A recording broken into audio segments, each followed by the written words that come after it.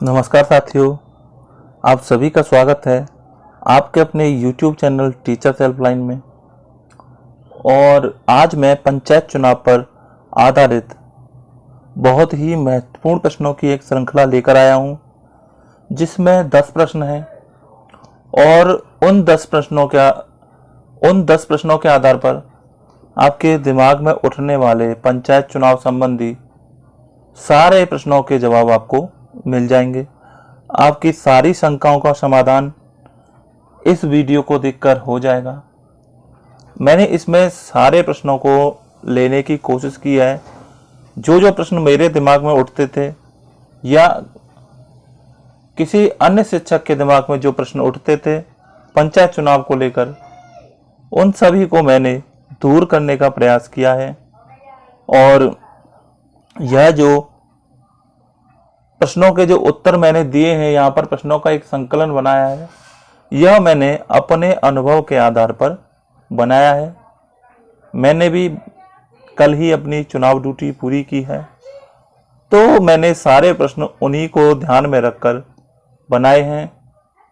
और उम्मीद है सभी लोगों को यह प्रश्न पसंद आएंगे और सभी के दिमाग से जो भी उनके दिमाग में संशय हैं वह दूर हो जाएंगे।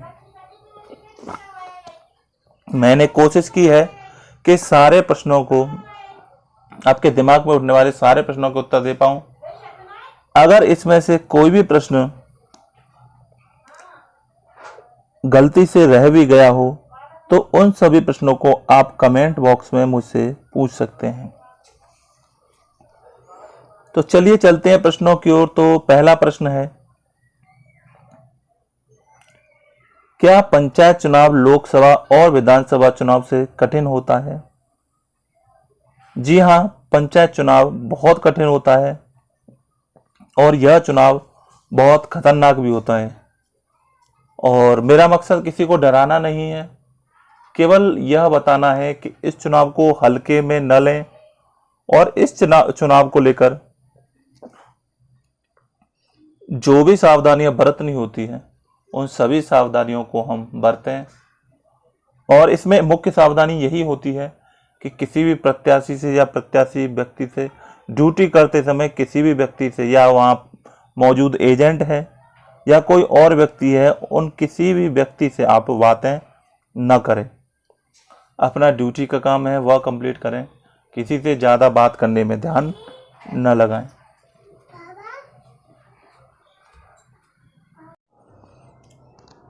अगला प्रश्न है, चुनाव ड्यूटी जाते समय हम कौन कौन सा सामान साथ में ले जाएं?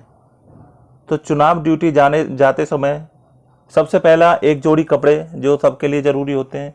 उसके अलावा एक टूथपेस्ट, एक टूथब्रश, एक साबुन, कोई भी छोटा साबुन चलेगा, वो सफिशिएंट रहेगा। 10 रुपये का कोई भी साबुन आता है वो भी आपके लिए सफिशिएंट रहेगा और बचेगा भी।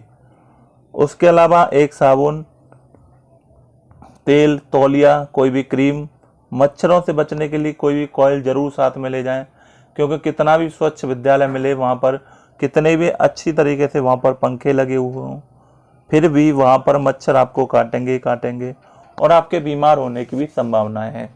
इसलिए कोई भी कॉइल, ओडोमॉस या कोई पोर्टेबल मच्छरदानियाँ आजकल चल गई हैं, वह साथ में ले जा सकते हैं।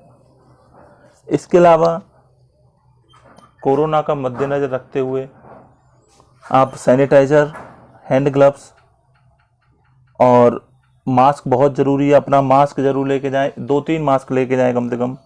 और एक पर्सनल पानी की बोतल जो आपके पास हमेशा रखी रहे, और उस बोतल को किसी को भी टच ना करने दें। रिपोर्टिंग डे पर हम ड्यूटी के लिए कितने बजे घर से निकलें? तो रिपोर्टिंग डे पर हमें ड्यूटी के लिए फिक्स 7 बजे घर से निकलना चाहिए,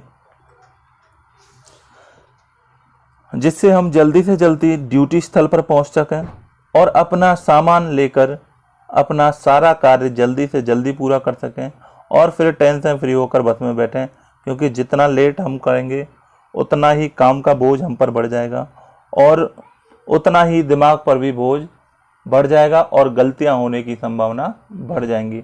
इस बार का चुनाव काफ़ी बड़ा चुनाव है, 4 पदों के लिए चुनाव एक साथ होना है तो काम की जिम्मेदारियां दूनी हो गई हैं। जो जिम्मेदारियां पहले होती थी उससे डबल जिम्मेदारियां हो गई। 4 बैलेट पेपर फाड़ना, 4 जगह सिग्नेचर करना, और जहां 800 से ऊपर की मतदाता संख्या है, जिन बूथों पर 800 से ऊपर की 800 है, 600 प्लस है, तो वहां पर वर्कलोड बहुत ज़्यादा होगा। इसलिए हमें बहुत ज़्यादा कार्य इस बार करना है, और सच में इस बार लोड बहुत दे दिया गया है। और हमारे हिसाब से P2 की संख्या इस चुनाव में 2 होनी चाहिए, 2 P2 करने चाहिए। और हमारे ज़िले में धन्यवाद करना चाहूँगा मैं जिलाधिकारी महोदय का, जिन्होंने समस्या को देखते हुए जिन बूथों पर 500 से ज़्यादा संख्या थी वहां पर मतदान अधिकारी द्वितीय को एक एक, जो रिजर्व में थे उनमें से एक एक बढ़ा दिया था, जिससे कार्य आसान हुआ था। तो यह इसके लिए जिलाधिकारी महोदय को धन्यवाद। उन्होंने शिक्षकों की परेशानी समझी और एक एक P2 एक्स्ट्रा दिए। ड्यूटी स्थल पर पहुंचकर हमें क्या करना है, यह अगला प्रश्न है कि ड्यूटी स्थल पर पहुंचकर हमें क्या करना है। ड्यूटी स्थल पर पहुंचकर हमें सबसे पहले अपनी उपस्थिति दर्ज करानी है, जिससे कि पार्टी संख्या वाइज अलग अलग काउंटर होंगे, जहां पर जो हमें सबसे पहले ड्यूटी लेटर मिलेगा उसको वहां पर जाकर डिकोड कराना है, और नया ड्यूटी लेटर जिसमें आपका मतदान केंद्र भी दिया होगा वह वहां से प्राप्त कर लेना है, और वही आपकी उपस्थिति मानी जाएगी। वहां आपके सिग्नेचर कराए जाएंगे और आपकी उपस्थिति ली जाएगी। आगे चलते हैं, क्या मतदान अधिकारी प्रथम, मतदान अधिकारी द्वितीय एवं मतदान अधिकारी तृतीय के हस्ताक्षर बैलेट पेपर पर कहीं होने हैं? तो इसका जवाब है कि P1, P2, P3 इनमें से किसी के भी हस्ताक्षर किसी भी बैलेट पेपर पर नहीं होने। मतदान अधिकारी द्वितीय, प्रथम, तृतीय इनमें से किसी के भी हस्ताक्षर बैलेट पेपर पर नहीं होने। लेकिन जब हम पीछे बैलेट पेपर पर पीछे मोहर लगाकर वहां साइन करेंगे तो वहां पीठासीन की मदद के लिए हम पीठासीन के ही साइन वहां पर कर सकते हैं, जिससे कार्य जल्दी हो सके, जिससे पीठासीन की मदद हो जाएगी। हमें पीठासीन के ही हस्ताक्षर वहां पर करने हैं, वो भी पीठासीन से पूछ कर, अगर पीठासीन की मर्जी है तो पीठासीन के सिग्नेचर हमें वहां पर करने हैं। अमिट स्याही लगाने का कार्य किस अधिकारी को करना है? जी हाँ, जितने भी हमसे पूर्व तक जितने भी चुनाव हुए हैं उनमें स्याही लगाने का कार्य, अमिट स्याही लगाने का कार्य P2 हमेशा करता था। लेकिन इस बार के पंचायत चुनाव 2021 में अमिट स्याही लगाने का कार्य मतदान अधिकारी प्रथम को दिया गया है, क्योंकि मतदान अधिकारी द्वितीय को इस बार बहुत ज़्यादा ही कार्य करना है। इस वजह से मतदान अधिकारी प्रथम को अमिट स्याही का कार्य दिया गया है। क्या मतदान अधिकारी द्वितीय P2 का कार्य इस बार ज़्यादा है? तो इसमें कोई शक नहीं है। मतदान अधिकारी द्वितीय का इस बार कार्य ज़्यादा नहीं, बहुत ज़्यादा है। और मैं कहूँ कि इस बार मतदान अधिकारी द्वितीय का कार्य सबसे ज़्यादा है। इसलिए या तो मतदान अधिकारी तृतीय या पीठासीन अधिकारी को मतदान अधिकारी द्वितीय की मदद करनी पड़ेगी, वरना चुनाव प्रक्रिया पूरी तरीके से ठप हो जाएगी, काफ़ी धीमी चलेगी चुनाव प्रक्रिया। क्योंकि 4 बैलेट पेपर एक साथ फाड़ना, फिर उन पर सूची क्रमांक, वार्ड नंबर वगैरह लिखना, उसके बाद मतदाता पर्ची को जमा करना, मतदाता के हस्ताक्षर लेना, बहुत कठिन कार्य हो जाएगा और चुनाव प्रक्रिया काफ़ी धीमी चलेगी। अगला प्रश्न है, चारों बैलेट पेपर एक साथ रखने हैं या अलग अलग रखने हैं? तो इसका सही उत्तर है कि चारों बैलेट पेपर को हमें अलग अलग रखना है, क्योंकि हमें 4 बैलेट पेपर अलग अलग फाड़ कर देने हैं, अलग अलग उन पर हस्ताक्षर करवाने हैं मतदाता के, और अलग अलग उन पर मतदाता क्रमांक हमको अंकित करना है। और जो क्रम रहेगा, आपको सहूलियत के लिए बता दूं कि आप सबसे पहले ग्राम पंचायत प्रधान का बैलेट पेपर रखिए, उसके बाद ग्राम पंचायत सदस्य का, उसके बाद जिला पंचायत सदस्य का, फिर उसके बाद क्षेत्र पंचायत सदस्य का बैलेट पेपर हम रख सकते हैं। इससे क्रम बना रहेगा और कोई भी समस्या बीच में नहीं आएगी। अगला प्रश्न है, मतपेटिका रखने की सही जगह क्या है? तो इसका उत्तर है, मतपेटिका को पीठासीन अधिकारी अपनी टेबल के पास ही रखें, जिससे यह सुनिश्चित कर सकें कि मतदाता कहीं मतपत्र को अपने साथ न ले जाए, या वह मतपेटी में मतपत्र को डाल रहा है या नहीं डाल रहा। वैसे यह काम मतदान अधिकारी तृतीय का होता है, लेकिन इस बार मतदान अधिकारी द्वितीय का कार्य ज्यादा होने के कारण मतदान अधिकारी द्वितीय की सहायता करेगा। इसलिए मत पेटी की जिम्मेदारी पीठासीन की होगी और फोल्ड करना भी वह वहां पर बताएगा। फोल्ड करवाना भी जिम्मेदारी पीठासीन करवा सकता है। इसके बाद क्या हमें प्रत्याशियों द्वारा ऑफर किया हुआ स्वागत सत्कार स्वीकार करना है या नहीं करना।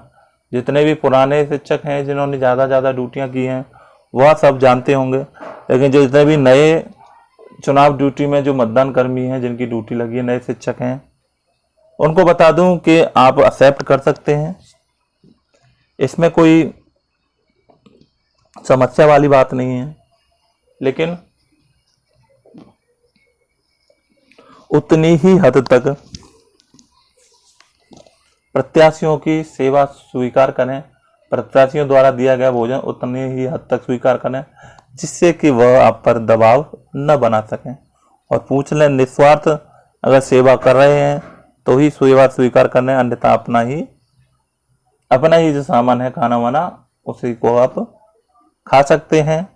सेवा लेने में कोई दिक्कत नहीं है, बस जो प्रत्याशी हैं या जो सेवा करता है उसका भाव साफ होना चाहिए। अपनी समझ के अनुसार आप इस प्रश्न का उत्तर ले सकते हैं। अपनी समझ के अनुसार अगर आप सेवा लेना चाहें ले सकते हैं, नहीं लेना चाहें नहीं ले सकते। बस इतने ही प्रश्न थे। उम्मीद है वीडियो आपको पसंद आया होगा।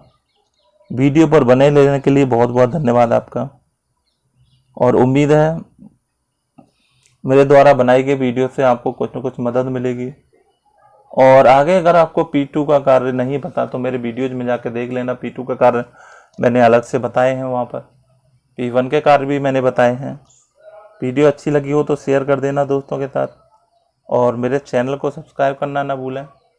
मेरे चैनल को सब्सक्राइब कीजिए और मैं आपके लिए इंफॉर्मेटिव वीडियोज लाता रहूँगा। बहुत बहुत धन्यवाद आपका।